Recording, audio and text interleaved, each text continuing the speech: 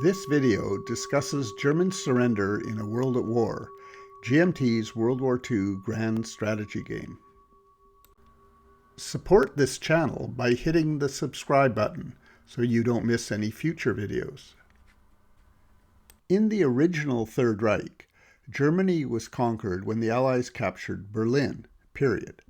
This is what happened historically, and it worked well enough in most games, so why not keep things simple? Advanced Third Reich tried to do better.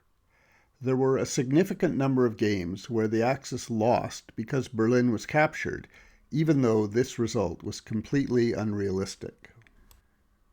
To deal with this issue, in Advanced Third Reich, the Allies had to not only capture Berlin, they also had to take 2 of the other 4 German objectives, and Berchtesgaden too, if the Germans drew the right Axis variant. By the time A World at War arrived, an attempt had been made to provide some context for the German surrender. Berlin still had to be captured, or nuked, but the German resistance level also had to be 0 or less. The German resistance level was essentially the German diplomatic point total, with some adjustments. There was also a safety net. Germany surrendered if it was completely occupied. In the next dozen years or so, the rule evolved slightly. The national redoubt could no longer be researched, so Berchtesgaden just became a +1 modifier if controlled by Germany. And the effects of atomic attacks were reduced to reflect refinements to the atomic rules. 3 major problems remained. The first problem was that Berlin had to be captured or nuked to trigger a German surrender, regardless of the German resistance level. The second problem was the awkward exception to this. If the German resistance level was positive, the complete occupation of Germany still forced a German surrender. The third and worst problem was that the European Axis were defeated only when both Germany and Italy surrendered. This led to games where Germany had surrendered, and the outcome of the game depended on how quickly the Western Allies and Russia could finish off Italy, which was fun but ridiculous. The breakthrough came in 2017 with the adoption of the German resistance table, which has been unchanged since, apart from some minor edits. It has 5 components, and the advantages to this approach will become clear. The first component is the German diplomatic point level, as before. This is a good way of measuring how Germany is doing. Next, there are now positive modifiers for German control of its objectives and Berchtesgaden. Then, there are modifiers for both Allied and German atomic attacks. German resistance is reduced by 1 for each German city containing a firestorm marker. Finally, a positive Italian resistance level increases German resistance. In addition, Italy also surrenders when Germany surrenders, ending the Italy versus the world battles. If Italy is doing well, as it often will be if the Axis pursue a Mediterranean strategy, this may prolong German resistance, which in turn will affect the outcome of the game. German DPs are a crucial component of the German resistance level. Germany starts with a basic allotment of 3 DPs, and by the time German resistance matters, it will add 1 or 2 DPs from its BRP total.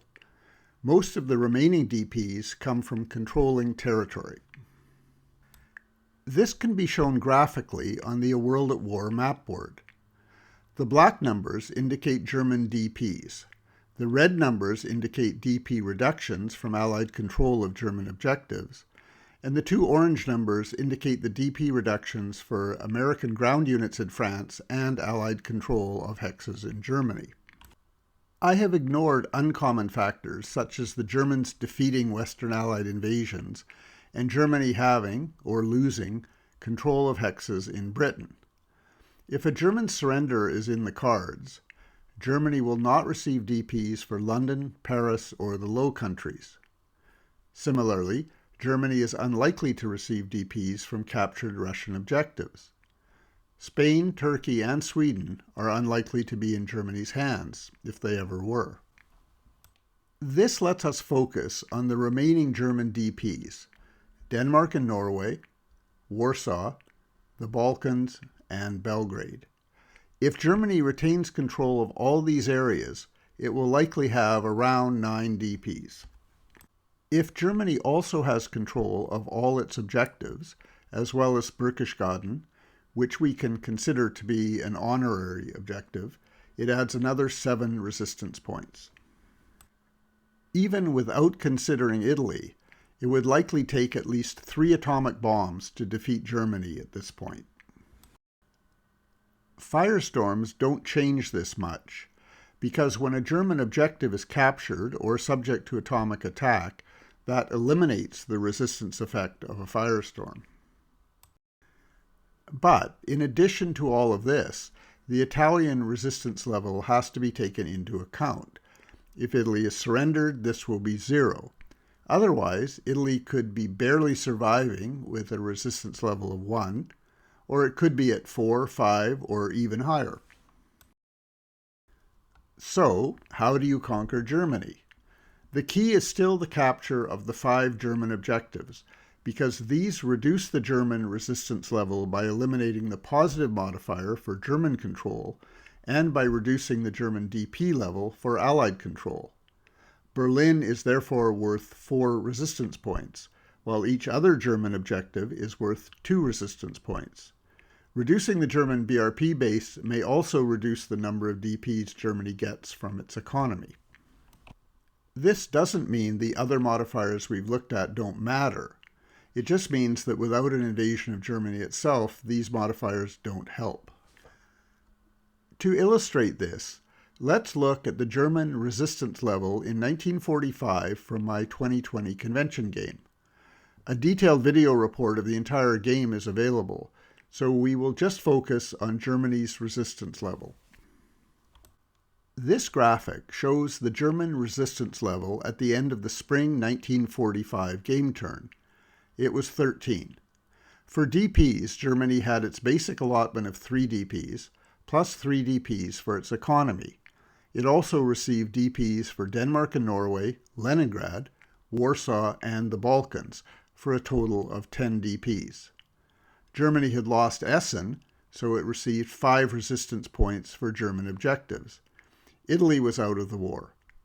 Finally, Germany lost a DP for American units in France and lost a resistance modifier for 1 Allied firestorm. At the end of the summer 1945 turn, Germany had lost Cologne for a swing of 2 points, the Allies were in Germany, and the Allies firestormed another German city. But Germany's DPs held steady, and Germany's resistance level only dropped by 4 to 9. In fall, the roof caved in. The Allies knocked out the DPs for Denmark and Norway and for the Balkans, and Leipzig was captured for a swing of 2. This alone wouldn't have triggered a German surrender. That required an atomic attack on Berlin, which gave the Allies notional control of Berlin for a swing of 4, as well as -3 for the first atomic attack. Even though this eliminated the firestorm marker in Berlin, the carefully calculated Allied move forced Germany's surrender with a modifier to spare. This example illustrates several important points. The first is that the German resistance level can drop rapidly near the end of the game. Secondly, atomic bombs are especially useful to trigger such shifts. Finally, in a global war game, the overall picture always has to be kept in mind. In the 2020 convention game, the atomic attack on Berlin limited Germany to a 1-turn victory, but it allowed Japan to survive to spring 1946 for a 2-turn victory. Had the Allies used its bomb on Japan, Germany would have won by 2 turns and Japan by 1 turn, with the same overall result.